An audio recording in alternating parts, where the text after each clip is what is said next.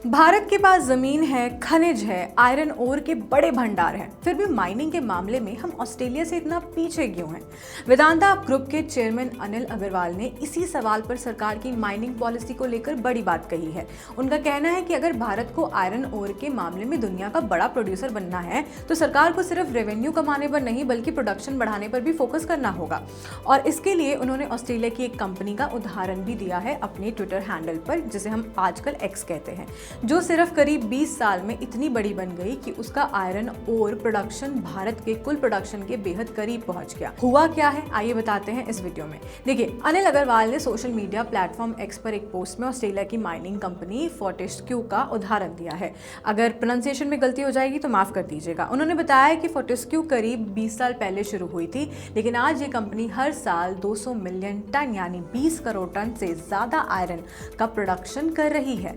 इसकी तुलना अगर भारत से की जाए तो अनिल अग्रवाल ने ये कहा है कि अनिल अग्रवाल के मुताबिक पूरा भारत मिलकर करीब 300 मिलियन टन आयरन ओर का प्रोडक्शन करता है। यानी एक तरफा करीब 20 साल पुरानी एक कंपनी 20 करोड़ टन से ज़्यादा उत्पादन कर रही है और दूसरी तरफ पूरा भारत करीब 30 करोड़ टन। यही तुलना अनिल अग्रवाल भारत की माइनिंग पॉलिसी को लेकर कर रहे हैं। अनिल अग्रवाल का कहना है कि असल में भारत की भूगोलिक यानी ज्योग्राफिकल स्थिति ऑस्ट्रेलिया से भी बेहतर है। भारत के पास आयरन ओर के साथ साथ बड़ा घरेलू बाजार भी है। देश में स्टील की मांग लगातार बढ़ रही है और आने वाले समय में इंफ्रास्ट्रक्चर, कंस्ट्रक्शन और मैन्युफैक्चरिंग के लिए स्टील की ज़रूरत और बढ़ सकती है। ऐसे में अगर भारत अपने आयरन ओर प्रोडक्शन को तेज़ी से बढ़ाता है तो इसका फ़ायदा सिर्फ माइनिंग कंपनियों को नहीं बल्कि पूरी इंडस्ट्री को मिल सकता है। यही अनिल अग्रवाल की सबसे बड़ी बात आती है। उनका कहना है कि सरकार को सिर्फ ये नहीं देखना चाहिए कि माइनिंग कंपनियों से कितना रेवेन्यू या प्रीमियम मिल रहा है, बल्कि सोच ये होनी चाहिए, फोकस ये होना चाहिए, मकसद ये होना चाहिए कि देश में ज़्यादा से ज़्यादा प्रोडक्शन कैसे बढ़ाया जाए। क्या होना चाहिए मास्टर प्लान, यानी सरकार की पॉलिसी रेवेन्यू माइंडेड नहीं प्रोडक्शन माइंडेड होनी चाहिए, क्योंकि माइनिंग में सिर्फ ज़मीन से आयरन ओर निकाल देना ही काफ़ी नहीं होता। इसके लिए सड़क, रेलवे, पोर्ट, मशीनरी और दूसरे इंफ्रास्ट्रक्चर में बहुत बड़ा निवेश करना पड़ता है और इतना बड़ा इन्वेस्टमेंट हर कंपनी नहीं कर सकती। अनिल अग्रवाल का मानना है कि भारत को ऑस्ट्रेलिया की तरह 3 या 4 बड़े और मजबूत आयरन ओर प्रोड्यूसर्स की ज़रूरत है, यानी ऐसी कंपनियां जो बड़े पैमाने पर निवेश कर सके, नई माइनिंग कैपेसिटी तैयार कर सके और आयरन ओर को तेज़ी से बाजार तक पहुंचा सके, सप्लाई कर सके। उनका तर्क है कि अगर देश में ऐसे बड़े प्लेयर्स को बढ़ावा मिलता है तो भारत का आयरन ओर प्रोडक्शन 3 गुना तक बढ़ सकता है और अगर ऐसा होता है तो भारत को आयरन ओर के लिए दूसरे देशों पर डिपेंडेंट रहने की ज़रूरत की काफ़ी कमी हो सकती है, वो काफ़ी कम हो सकता है डिपेंडेंसी।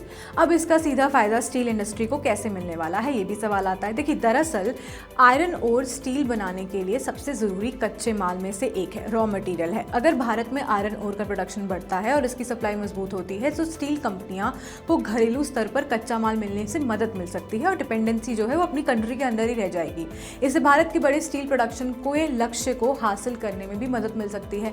यानी माइनिंग सेक्टर में बदलाव का असर सिर्फ खदानों तक सीमित नहीं रहेगा बल्कि स्टील, इंफ्रास्ट्रक्चर, रेलवे, कंस्ट्रक्शन और मैन्युफैक्चरिंग जैसे कई सेक्टर तक जा सकता है, पहुंच सकता है। अनिल अग्रवाल का पूरा फोकस इसी बात पर है कि ऑस्ट्रेलिया ने माइनिंग को सिर्फ खनिज निकालने के कारोबार की तरह नहीं देखा, वहां बड़े पैमाने पर प्रोडक्शन, इंफ्रास्ट्रक्चर और एक्सपोर्ट पर जोर दिया। फोर्टेस्क्यू इसका जो कंपनी की बात कर रहे हैं इसका एक उदाहरण है। अनिल अग्रवाल का कहना है कि भारत भी अगर अपनी माइनिंग पॉलिसी में इसी तरह प्रोडक्शन बढ़ाने पर ध्यान दे तो देश आयरन ओर का एक बड़ा ग्लोबल प्रोड्यूसर बन सकता है। तो पूरी कहानी का मतलब क्या निकल कर आता है? सीधी बात है कि भारत के पास रिसोर्सेज भी हैं और डिमांड भी, लेकिन सवाल है कि हम इन रिसोर्सेज का इस्तेमाल कितनी तेजी और बड़े पैमाने पर कर पाते हैं।